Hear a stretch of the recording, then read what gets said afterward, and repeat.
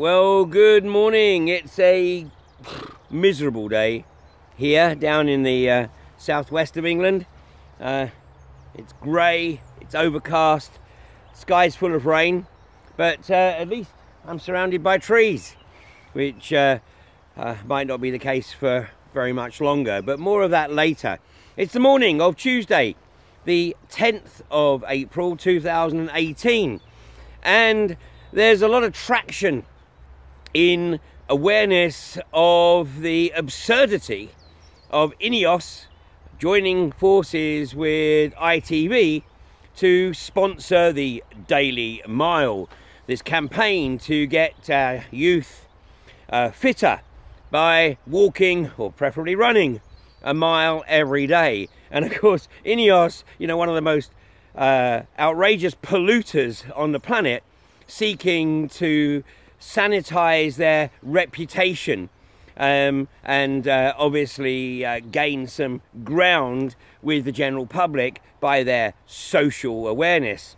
Well, nothing could be further from the truth, of course. This is a PR stunt, and I know that there is already a campaign to contact Ofcom to question the legality even of INEOS getting so closely into bed with ITV and thereby effectively seeking free publicity. Well, a number of local authorities have distanced themselves from this campaign, not least of course North Derbyshire, where INEOS have literally tried to ride roughshod over the community there, and indeed over the local authorities, and also in Cheshire.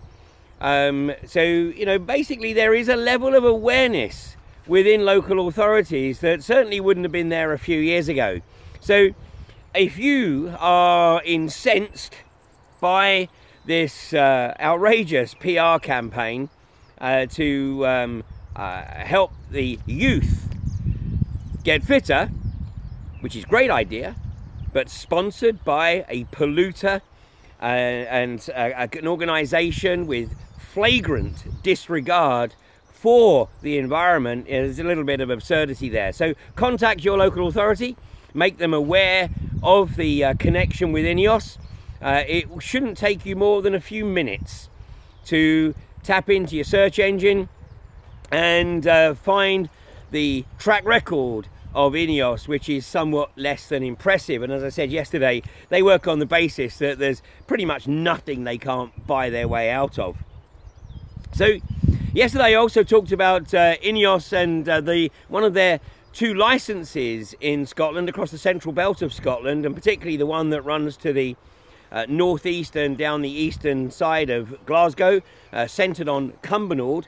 And this is pedal license 162, which is basically coming up to the end of its natural term, which should be on the 30th of June this year. Now, yesterday I made the observation that the opportunity to effectively terminate this licence, to quash it once and for all, lies with the Scottish Government. And immediately I received a number of messages saying, no, Scotland has nothing to do with this, it's Westminster. Well, as I said yesterday, Scottish MSPs have been playing this game for a while. They've been saying, no, it's not us, it's Westminster, which is a nice little bit of deflection. But, with devolution comes some responsibility, and I'm very much a supporter of Scottish independence, if that's what the Scottish people want. But you've got to take the responsibility that comes with that, and this license absolutely falls within your responsibility, because the conventional and unconventional, onshore and offshore oil and gas licensing process was devolved to the Scottish Parliament, to Scottish ministers, on the 9th of February of this year, and that fell under the Scotland Act of 2016. So you may not yet be aware of it, but for the last almost 2 months, exactly 2 months, Scottish ministers have now the full responsibility for the administering of oil and gas licenses, both onshore and offshore. So please, you want your independence, now use it. You have these devolved powers, so it's very much within the authority of the Scottish Parliament to quash this licence, which comes to the end of its 10-year lease on the 30th of June. And this has a massive benefit as well for the Scottish Government, because of course INEOS have threatened to sue the Scottish Government for putting a ban on exploration. And of course, had TTIP, the Transatlantic Trade and Investment Partnership, been in place, then that would very much have created a legal framework for the corporation to sue a government or even a local authority for refusing to allow them to make maximum economic return from a legitimately held license. Well, bottom line is, of course, that if this license is quashed, then it at the very least mitigates the prospect of INEOS being able to sue the Scottish Government, because basically INEOS will not have fulfilled their obligations to drill a well in that licensed area.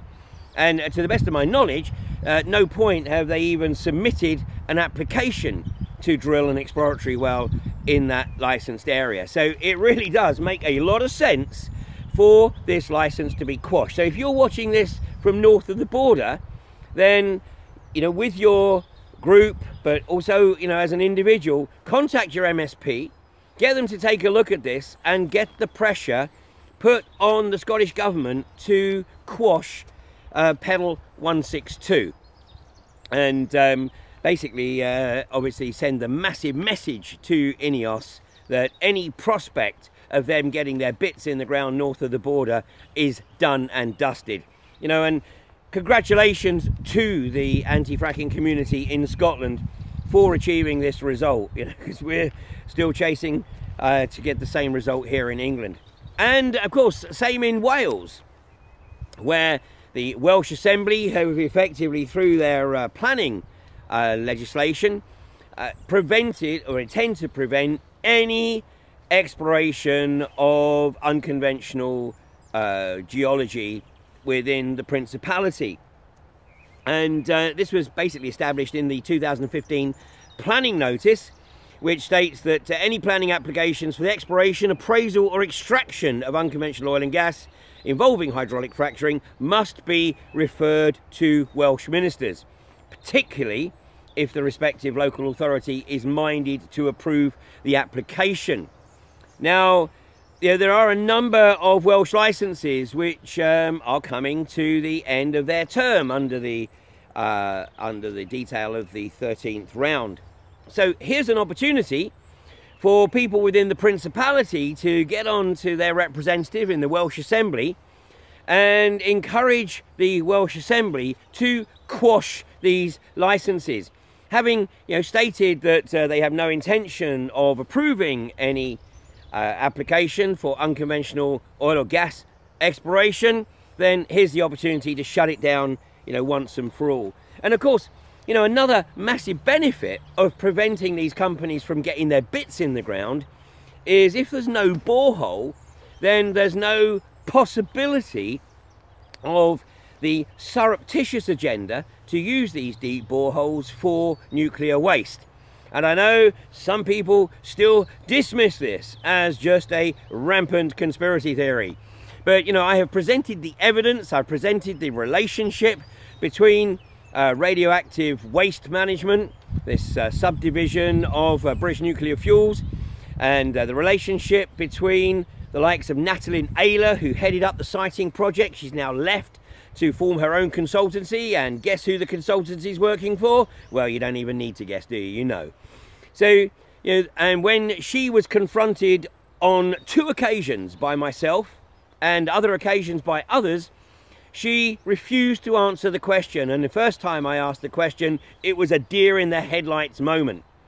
So this is a project that is being driven by radioactive waste management in conjunction with Sheffield University, and Professor Fergus Gibb at Sheffield University is the academic that is on point to look at the proposition and the prospect of using deep boreholes for the disposal of toxic nuclear waste. All the information is out there, it's freely available, and although Professor Fergus Gibb is doing his test work in the US, don't think for 1 minute that radioactive waste management aren't following very, very closely to see if they can use this technology in the UK.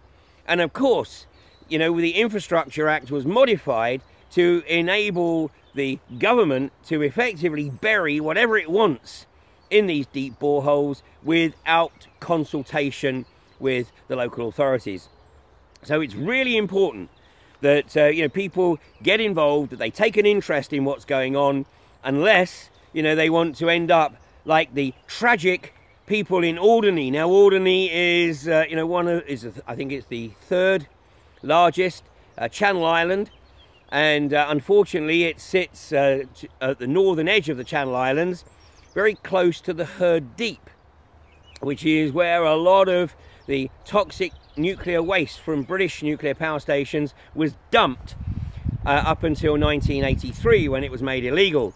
Well, Alderney has the double whammy because it's also right in the path of the currents from the Cap de Hague nuclear facility in France, and France has been pumping some waste into the sea for a number of years.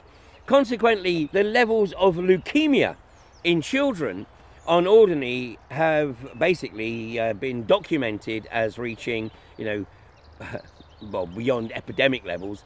You know, basically there are no children now on Alderney because the families have moved from Alderney because of the risk of leukemia. Now, you're not reading that, are you, in the mainstream media anywhere? But once again, if you do a little bit of research, you can find that information out for yourself. One of the reasons that the British government wants to establish this network of deep boreholes across the north of England is so that basically when the cancers do start to manifest, it won't be a cluster. It'll be right across the whole of the north of England, and they'll be able to go, well, we've no idea what's causing that. And, you know, basically it's a bit too late then, isn't it? Because the stuff's in the ground, not necessarily that easy to get out. And if you do get it out, what are you going to do with it anyway? So, bottom line is that although it's been, this toxic nuclear waste has been stored in temporary facilities now for 50, 60 years, in the hope that a technology manifests to be able to dispose of it safely, that hasn't yet occurred, and so it's held in these temporary storage facilities around the country. And you know, there is a move to make this temporary storage permanent, but by moving it and burying it in deep boreholes. So I know for a lot of people it's like, ah, and it's the scream, you know, I just want to walk away, I just want to bury my head in my sand, I just want to, you know, get on with my life, be able to keep a roof over my head and food on the table. And of course this is precisely what the sociopaths who work in government and within the corporations want. They want you to be just in a state of basically stasis, unable to do anything because it's just too much. Well, that is certainly going to be the case probably for the majority of the population. So, you know, basically my broadcasts are appealing to the people who are prepared to stand up and be counted, are prepared to get involved, and are certainly prepared to do whatever it is they feel they are able to do to try to preserve this environment for future generations. And I have to say, you know, it does look like it's becoming tougher and tougher, especially when you're dealing with a government that basically knows nothing other than how to lie. The only good news about that is obviously each lie they tell, they then have to come up with a bigger lie to hide the last one. And here we go again around the merry-go-round as the Skripal affair just crumbles literally within the space of, what is it, 5 weeks? And basically it is becoming evident that pretty much everybody involved at the British government level has lied their butt off. And what's amazing, of course, is that they're able to go, oh, no, you know, we were given this information by so-and-so. who then responds by going, well, no, you weren't. But most of the British public just stick their head in the newspaper or in their iPhone or whatever and go, oh dear, what a shame, never mind, and just go about their normal daily business. So anyway, but more and more people are waking up, so they've got to create the bigger lie. And of course, what they're trying again is the same old thing that they tried 5 years ago in Syria by blaming Assad for unleashing chemical weapons on the civilian population. Now, you know, there's an absurdity about this. Once again, just as 5 years ago, there is no evidence to support this. And yet, once again, the British government is using this, obviously, as an opportunity to deflect from their own malfeasance here in the UK. And as I said yesterday, sadly, there are elements within the corporatocracy and within the government who, and certainly the global banksters, who are absolutely gagging for global conflict. And I had somebody say to me yesterday, oh, I don't want to know about Syria, I'm just interested in stopping fracking. Well, you better be interested in what's going on in Syria, because UKUG are gagging for conflict with Russia, because they will use this opportunity to say, see, now we have to frack because we have to be totally dependent on our own resources for oil and gas, because, you know, Russia's not going to provide, and because of global conflict, then you know, we're not going to be able to bring in the shipments from Qatar, and the pipelines are at risk from attack, etc., etc. And these sociopaths are only able to look at their own personal gain. So if you're anti-fracking and you really want to prevent particularly the north of England from becoming a pincushion of thousands of wells, then you better start taking an interest in what's going on in the geopolitical arena. And you better do what people did throughout the country back in August 2013, which is contact your MP and make it very, very clear that you do not support this push for an attack on Assad and Syria without prima facie evidence that he was indeed responsible for that chemical attack, which I can pretty much guarantee is never going to manifest. And anything that is put out, then you need to check and double check and check again, because these sociopaths are working on the basis that they can take the world into conflict in an attempt to effectively re-establish the unipolar hegemony of the US, ostensibly the Western banksters. So it really is time to actually start taking a broader interest. And, you know, I am so pleased to be receiving the sort of messages that I've received over the last few days, where people are acknowledging that a few years ago, you know, they had a very myopic view and took their information from the mainstream media, but are now rediscovering the powers of discretion and discernment and looking at multiple sources for their information. And remember, the one thing that you will never ever hear the establishment say is, don't take our word for it, do your own research. And that is the mantra of the alternative media. Do your own research, come to your own conclusions, and then be able to support how you've reached that conclusions by referring to the respective evidence that you've looked at. Because that is the way that ultimately humanity can overcome this insanity. And if anybody thinks that it isn't insane, then you're just not paying attention.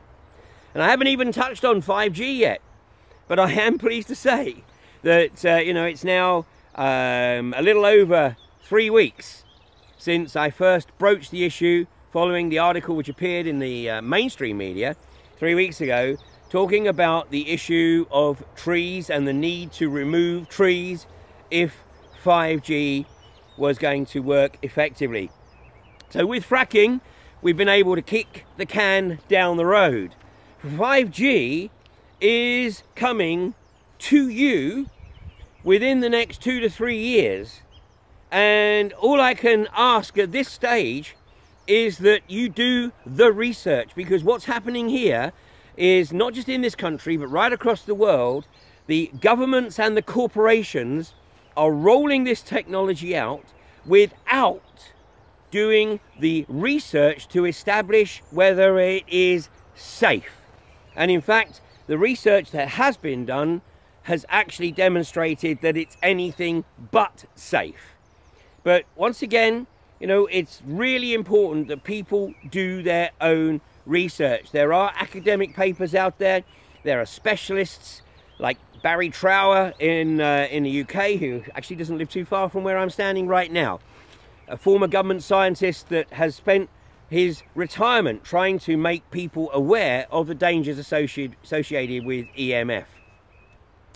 There's a YouTube video of Dr. Mutas, who has put an hour's presentation together from the California Brain Tumor Association, linking the rise in neurological illness and disease with the rise in electromagnetic frequencies. And 5G is very different from 2, 3 and 4G because it's microwave technology. And I know that for some people they go, well, what's the problem? We can't see it. Yeah, you can't see it, but the longer term effects could potentially be catastrophic and actually make what's going on with fracking seem almost an irrelevance. Of course, that's not the case, but this is a multi-pronged attack on humanity. And I'm sorry if some of you think that this is an outrage and just a conspiracy. That's what the establishment wants you to think. They want you to just dismiss this as conspiracy, because they know that if you do that, if you show that you lack the intellectual curiosity to actually do the research, then they can just lead you by the nose to the proverbial slaughter. The real challenge here is to put in the time and the effort to do your own research and can come to your own conclusions as to whether this is something that you just want to let slip by, or something that you feel that for the benefit of future generations you need to get involved in. So thanks for joining me this morning, and I will be back tomorrow morning at 8:30. You have a great day, but use whatever spare time you've got to do your own research. Thanks again.